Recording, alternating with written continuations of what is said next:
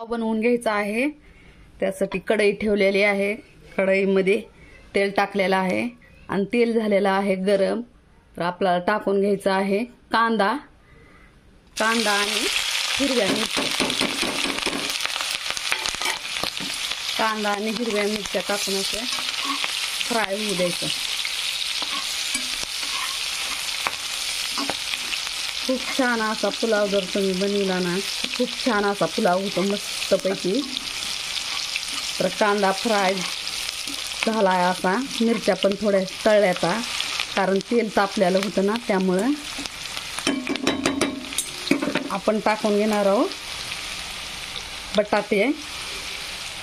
बटाटे आणि शिमला मिरची आहे। बटाटे आणि शिमला मिरची पण छान असे तळून घ्यायचं आहे आपल्याला। लालसर होईपर्यंत तळायचं आहे। त्याच्यासाठी काय करू आपण, जरासं मीठ टाकू मध्ये। मीठ टाकल्यामुळं का लवकर तळलं जातं। बटाटे आणि शिमला मिरची छान तळू द्यायची अशी। तळल्यानंतरच आपण दुसरे मसाले टाकणार आहोत। नंतर मी टाकणार आहे अद्रक, कोथिंबीर आणि लसूण याची पेस्ट टाकणार आहे। अद्रक, कोथिंबीर आणि लसूण मस्तपैकी असे अद्रक, कोथिंबीर, लसूण आपण मिक्सरमधून वाटून घेतलेले आहे।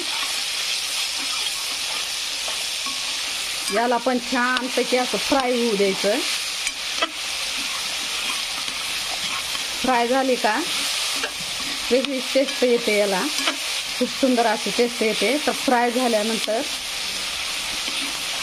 आपण टाकून घेणार आहोत दुसरे मसाले। अद्रक, कोथिंबीर, लसूणची पेस्ट टाकल्यामुळं का टेस्ट एकदम वेगळी चव, म्हणजे सुंदर चव येते याला। नंतर आपण टाकून घेणार आहोत कढीपत्ता। छानपैकी असा कढीपत्ता टाकून घेणार आहोत। तुम्ही कढीपत्ता कट करून घेतलेला आहे। कट केल्यामुळं काय होतंय, आपल्याला कढीपत्ता असा काढून बाहेर फेकता येत नाही, तर तो आपल्या आहारामध्ये, खाण्यामध्ये त्याचा उपयोग होतोय। तर मस्तपैकी असा कढीपत्ता पण फ्राय होऊ द्यायचा आहे मध्ये।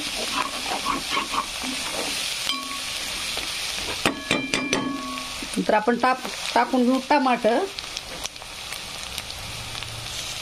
टमाटा असं बारीक करून घेतलेला आहे। टमाट्याला पण फ्राय होऊ द्यायचं आहे।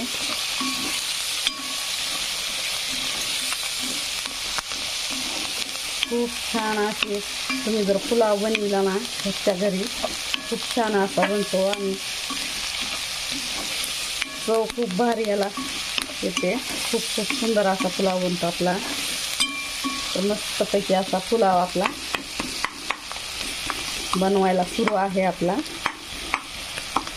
थोडे टमाटे गळू द्यायचे असे।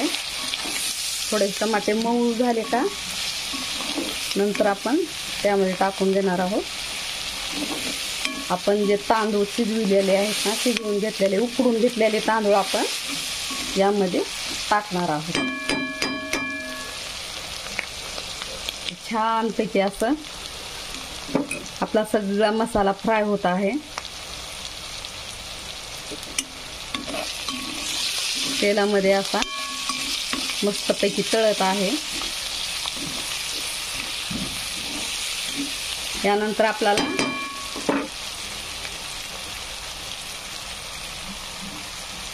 त्यानंतर मसाले टाकून घ्यायचे आहेत। तर काश्मीरी लाल तिखट आहे, बिर्याणी मसाला आहे आणि धने पावडर, गरम मसाला,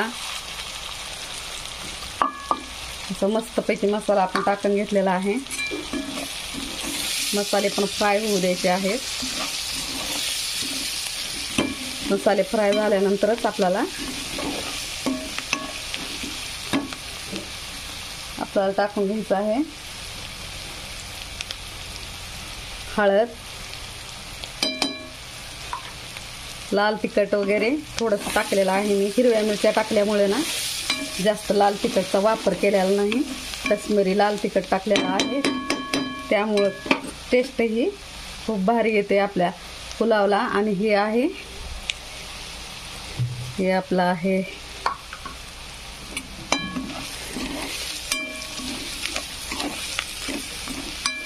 छानपैकी असं फ्राय झालेलं आहे. काश्मीरी मेथी पण टाकून घेतलेली आहे आपण. काश्मीरी मेथीमुळं ना चव खूप छान येते. सर्व मसाले झालेले आहेत आपले, भाजून पूर्ण मसाले झालेले आहेत. आपल्याला टाकून घ्यायचा आहे पुलाव. पुलाव अगोदर आपण काय करायचं आहे, लेमन पिळून घ्यायचं आहे. लेमन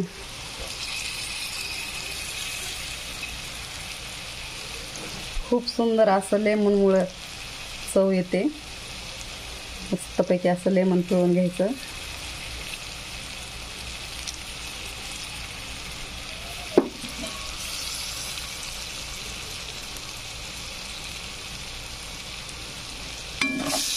तर मसाले पूर्णपणे फ्राय झालेले आहेत, तर आपण यामध्ये टाकून घेणार आहोत जे आपण तांदूळ उकडलेला आहे ना, तो तांदूळ टाकून घ्यायचा.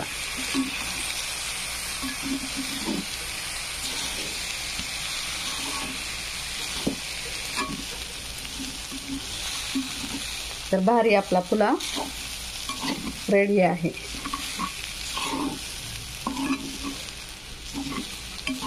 करून बघा, खूप छान लागतो. टेस्ट पण खूप भारी येते. तुम्हाला जर व्हिडिओ आवडला असेल, लाईक, शेअर आणि कमेंट करा, सबस्क्राईब करा. धन्यवाद. Bye bye. Take care.